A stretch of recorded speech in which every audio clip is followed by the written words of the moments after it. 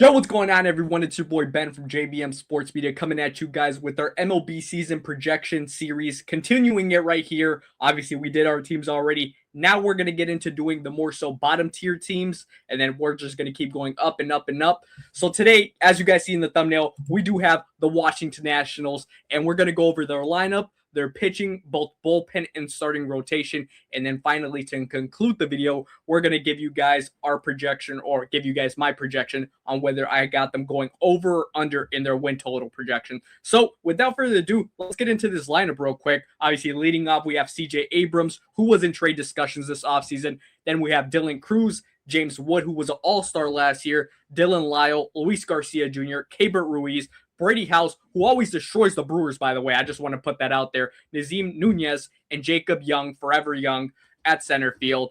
And yes, right off the bat, looking at this lineup, there's holes in this lineup. And that's obviously just straight up the truth. Dylan Cruz last year, who was obviously injury plagued and disappointing when we saw him on the field. CJ Abrams, not a great shortstop defensively, but his bat is still there. The only bright side in this lineup, really, if I would have to say, is the ability of James Wood to create that power in this lineup. He has gotten better defensively as well. I just, when I look at this lineup right here, obviously I know we're starting off with the bottom tier teams. It just shows that there's a lot of gaps right here and a lot of holes. A lot of holes, if we could be honest. Dylan Lyle batting cleanup. I mean, come on, guys. Are we serious right here? Luis Garcia Jr., who I actually have been a fan of. Keibert Ruiz, I have not been a fan of. And we're going to get into their prospects that they have. But we could see Keibert Ruiz not being their long-term catcher, obviously, after they made a trade for Harry Ford in the offseason. And then they do have Brady House, who I do think has some talent there. Like I said, he always smokes the Brewers. I remember he had a 2-home-run game against Brandon Woodruff last year. Nazim Nunez and then Jacob Young rounding out this lineup right here. I think it depends how this year is going to go for the Nationals. The fact that they were okay to move CJ Abrams in the offseason, I know they didn't do it, but they were actually entertaining trade packages from teams like the Yankees, teams like the Giants. It just didn't happen because they didn't find exactly what they needed. Shows you that this new ownership, or this new shift in the organization with new president of baseball operations, makes you think that, all right, they're cool with breaking down several pieces on this team.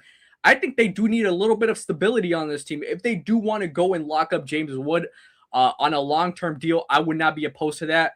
It's going to also be a big year for Dylan Cruz. I think that's the best way to put it. How much will Dylan Cruz offensively impact this team? I think he has to obviously show that he could do it throughout a full year. I still do believe in Dylan Cruz. Coming out of LSU, I was a big fan of him, and I'm going to still be a big fan of him. I think that will be one of their biggest bright spots and X factors on this team is Dylan Cruz and what he will bring for this team right here. For a guy like Luis Garcia Jr., too, I think a solid ball player. And Keibert Ruiz, obviously, we'll talk about Harry Ford in a second, who they got back in that Jose Ferreira trade. But Keibert Ruiz has been a little bit disappointing throughout the past few years, and I think that's just quite obvious. Now let's get into their starting rotation right here. Leading off as their ace, we have Cade Cavalli, who does have some nasty stuff. I think he's going to be a pitcher to look at this year, especially fantasy-wise, throwing an alley-oop to you guys out there.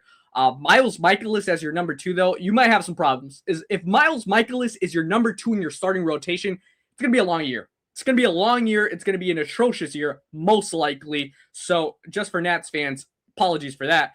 Jake Irvin, who is just, I mean, he's just a quality pitcher, I guess. Not even quality pitcher. He's just a pitcher, bro. He's going to fill up your rotation. Foster Griffin brought him back from Japan, I believe. So maybe he could have a little bit of this bounce back, or maybe they could ship him off at the deadline if he does good. Maybe bring in some more prospects. And Brad Lord, who actually didn't pitch that bad.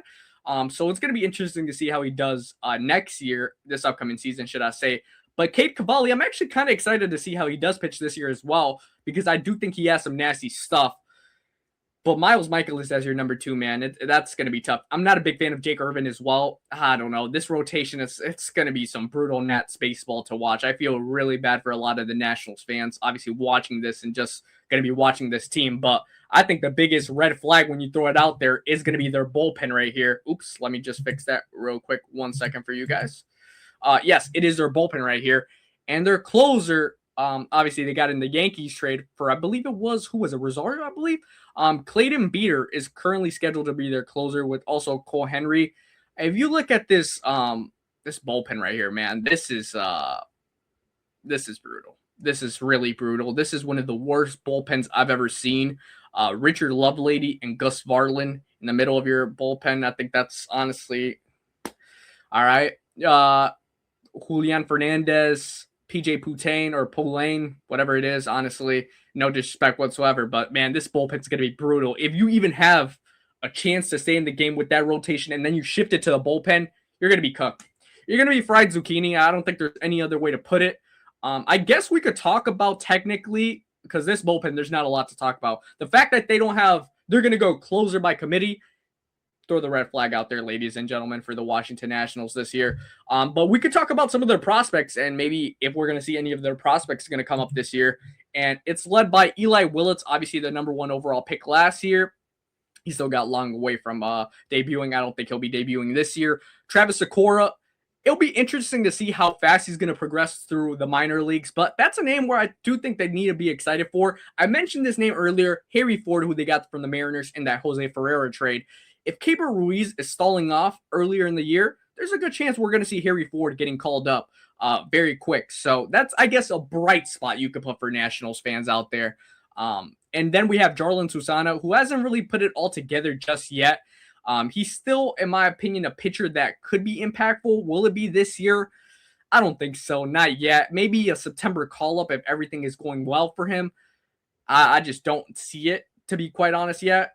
But Harry Ford, out of all these minor league prospects currently for the Washington Nationals, I think Harry Ford is the one that you're going to see rising up the quickest. Obviously, Eli Willits, I think, is a very talented prospect, but he's still a ways away from debuting in the majors, and I think that's just quite obvious. But like I said, when you look at this starting rotation, and I just want to go back to it really quick for a second, man, it's alarming. It's alarming to say the least, because Miles Mikolas, Jake Irvin, and you don't know what you're going to get for Foster Griffin in the big leagues coming from Japan. And then Brad Lord, will he be able to replicate some decent performances from last year? I don't think so. Like I said, I think the best bright spot here is a guy like Cade Cavalli, but even him, he's been injury prone a little bit. So hopefully that bug doesn't come back to haunt him.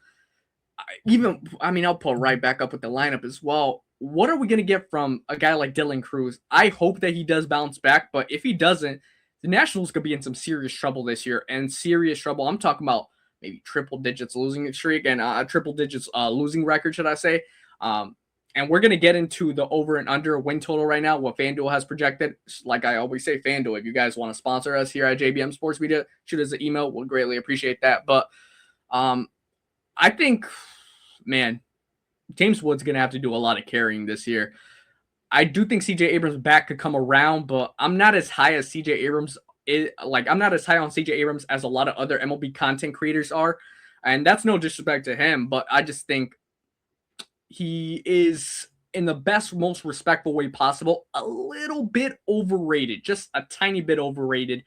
But yeah, I do think James Wood's going to have to do a lot with this offense. And he kind of looks sad in this picture right here. He's going to be looking sad a lot of this year with the Washington Nationals, unfortunately. But it's time to get through our, let me pull it up right here. 1 second, guys. It's time to get into our over-under win total regular season win projection for the Washington Nationals in the 2026 MLB season. So the current line on FanDuel, like I said, FanDuel, hit your boys up at JBM Sports Media if you guys want to sponsor us, is at 65.5. And obviously, I kind of alluded to it earlier if you guys paid attention. I'm seeing triple digits losing from the Washington Nationals. I think they're going to lose 100-plus games this year. I'm going to smash the under right here. I think without a doubt, man, it's going to be a tough year for Washington Nationals fans, like I said. So I'm going to go under 65.5. Will I lock this in? I think that would be a little bit disrespectful if I lock this in and actually place some moolah on it. But I actually might do so. I might do so because I do not see this team winning anywhere from 67 to 68 wins. Just, I don't even see them coming across 64, 65, if I can be honest. If I had to put a number on it exactly just to throw you guys a number in my mind, I would say maybe 55, 56.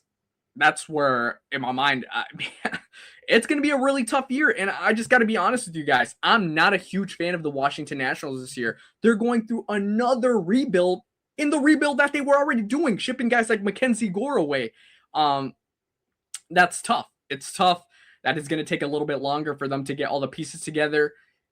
It's just going to be another tough year. And it sucks because this team, after they won the World Series in 2019, you expected them to stay on the mountaintop, and it just hasn't happened. It's been the exact opposite. Hopefully they get stuff going together now with this rebuild, but I really doubt it. I think the best thing that they could possibly do this year, and this is just me being quite honest, is probably extending James Wood on a long-term contract. But we'll even see if that takes place. But as always, I want to hear your guys' thoughts and predictions in the comment section. What do you think? Was I too brutal on my analysis on the Washington Nationals this year?